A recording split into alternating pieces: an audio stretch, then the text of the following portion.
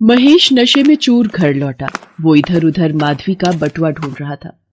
कहाँ छुपाया बटुआ? बता, नहीं तो तेरी इस बेटी को जान से मार दूंगा।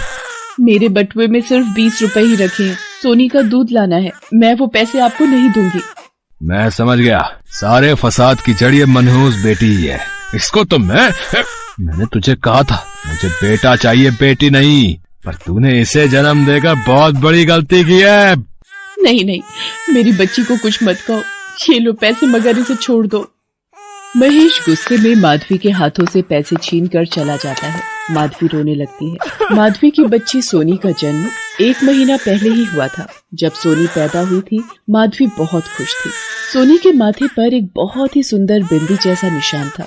माधवी को लगता था ये बिंदी जैसा निशान भगवान का ही आशीर्वाद है। महेश चाहता था कि उसे बेटा हो, इसलिए वो सोनी से नफरत कर रहा था। एक दिन जब माधवी गहरी नींद में सो रही थी, तब यही मौका है इस बच्ची से छुटकारा पाने का। इसे दूर घने जंगलों में छोड़ आता हूँ। ना रहेगा बांस, ना बजेगी बांसुरी। महेश सोनी को उठाए जंगल की ओर बढ़ जाता है। ये तो बहुत ही घना जंगल है, बहुत डर लग रहा है, पर मुझे इस काम को अंजाम देना ही होगा। इसकी वजह से मैं जीवन भर कर्जे में डूबा रहूंगा। इसे बड़ा करते करते मैं बूढ़ा हो जाऊंगा, फिर आखिर में जाएगी तो दूसरे घर ही ना। बेकार का खाली पीली खर्चा करना। हाँ, ये जगह ठीक रहेगी। इसी पेड़ के नीचे छोड़ देता हूँ। सोनी लगातार रोई जा रही थी, पर महेश की आंखों पर तो न जाने कौन सा पर्दा पड़ गया था कि उसे अपनी खुद की बच्ची पर भी जरा सी दया नहीं आ रही थी। महेश अपनी रोती हुई बच्ची को जंगली जानवरों के बीच घने जंगल में छोड़ आता है और चुपचाप आकर घर में सो जाता है। उधर बच्ची रोना ही बंद नहीं कर रही थी। वो लगातार रोई जा रही थी। सुबह होने वाली थी कि तभी भाग्यवान, हम सुबह सुबह ढूंढने तो आ गए हैं, पर तुम्हें अच्छे से याद है कि तुमने कुल्हाड़ी यहीं भूली थी? हाँ, आपकी कुल्हाड़ी तो मैंने रख दी थी, पर मेरे हाथ में लकड़ियों का गट्ठर था, तो मैं अपनी कुल्हाड़ी यहीं किसी पेड़ के पास ही भूल गई थी। चलो यहाँ आगे की ओर ढूंढते हैं। अगर नहीं मिली तो बहुत बड़ा नुकसान हो जाएगा भाग्यवान। नई कुल्हाड़ी खरीदने जाओ तो आजकल हर चीज के दाम बढ़ गए हैं। वो देखो, सामने पेड़ के पास ही पड़ी है। भगवान का शुक्र है मिल गई। तुमने सुना? ये किसी बच्चे के रोने की आवाज आ रही है। हाँ, आवाज तो मुझे भी आ रही है, पर उस खाली जंगल में बच्चे के रोने की आवाज, जरा देखो तो, आवाज उस ओर से आ रही है।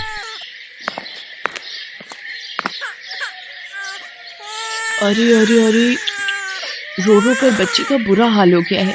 नहीं नहीं नहीं, रो मत, रुको रुको, मैं तुम्हें गोद में उठाती हूँ। सुनो जी, ये तो कोई मासूम बच्ची है। इसे भला कौन जंगली जानवरों के बीच जंगल में छोड़ जाएगा? भाग्यवान, इस बच्ची को यहाँ छोड़ना ठीक नहीं। आसपास कोई भी दिखाई नहीं दे रहा। सुनो जी, बच्ची के माथे पर ये बिंदी सा निशान कितना सुंदर है। मेरा तो जी ही नहीं कर रहा इस बच्ची को यहाँ अकेला छोड़ने का। हमें इसे घर ले चलना चाहिए। हाँ, ये फिर से रोने लगी है। ठीक है, हम इसे घर ले चलते हैं। सुनो जी, हम कब से ईश्वर से संतान प्राप्ति की इच्छा कर रहे थे, उनसे विनती कर रहे थे। मुझे तो ऐसा लगता है कि इस बच्ची के रूप में भगवान ने हमारी झोली में संतान का सुख दे दिया है। हमारी प्रार्थना स्वीकार कर ली। हम इस बच्ची को अपनी बच्ची बनाकर पालेंगे। तुम ठीक कहती हो भाग्यवान। भगवान के घर में देर है पर अंधेर नहीं। सुमित्रा, मुझे लगता है बच्ची को भूख लगी है, तभी ये रो रही है। मैं बराबर की दुकान से थोड़ा दूध खरीद लाता हूँ, तुम इसे पिला देना। बच्ची के आ जाने से लकड़हारे और उसकी पत्नी के जीवन में खुशियां आ जाती हैं। बच्ची के माथे पर बिंदी सा निशान था, इसलिए वो बच्ची का नाम बिंदिया रखते हैं। एक दिन, सुनो जी, मैं चाहती हूँ बिंदिया खूब पढ़ लिख कर बड़ी डॉक्टर बने। चाहता तो मैं भी यही हूँ कि हमारी बिटिया खूब नाम रोशन करे, पर उसके लिए तुम्हें और मुझे बहुत मेहनत करनी होगी। खूब पैसे कमाने होंगे ताकि हम बिंदिया को अच्छे स्कूल और कॉलेज में पढ़ा लिखा सकें। बिंदिया तो मानो लकड़हारे और उसकी पत्नी के जीवन में अच्छी किस्मत लेकर आई थी। धीरे धीरे लकड़हारे की किस्मत चमकती गई। उसने अपनी मेहनत और लगन से खूब पैसा कमा लिया और बिंदिया भी पढ़ लिखकर एक बड़ी डॉक्टर बन गई। अब वो शहर में एक बड़े आलीशान घर में रहते थे। भाग्यवान, तुमने कभी सोचा था कि हम भी इतने बड़े और आलीशान घर में रह पाएंगे? मैं तो एक मामूली लकड़हारा था, पर बिंदिया के रूप में साक्षात लक्ष्मी हमारे घर आई है। हमारी बिंदिया सचमुच बहुत भाग्यशाली है। क्या बातें हो रही हैं माँ पापा? कुछ नहीं बिटिया, बस यूं ही कुछ बात याद आ गई। अच्छा माँ, आज मेरी हॉस्पिटल में रात की ड्यूटी है, मुझे वहीं रुकना होगा। आप दोनों समय पर खाना खाकर सो जाना। बिंदिया हॉस्पिटल चली जाती है। रात के वक्त अचानक नामदेव, ये कौन रो रहा है? मैम, कोई गरीब औरत है, उसका पति बीमार है तो बोल रही है उसके पास पैसे नहीं है, ऐसे ही इलाज कर दें। वही रिसेप्शन से आवाज आ रही है। उसे मेरी केबिन में ले आओ। बिटिया, मेरे पति बहुत बीमार हैं, मेरी सहायता करो। यहाँ कोई भी मेरे पति को भर्ती नहीं कर रहा है। आप घबराइए मत, मैं आपके साथ चलती हूँ।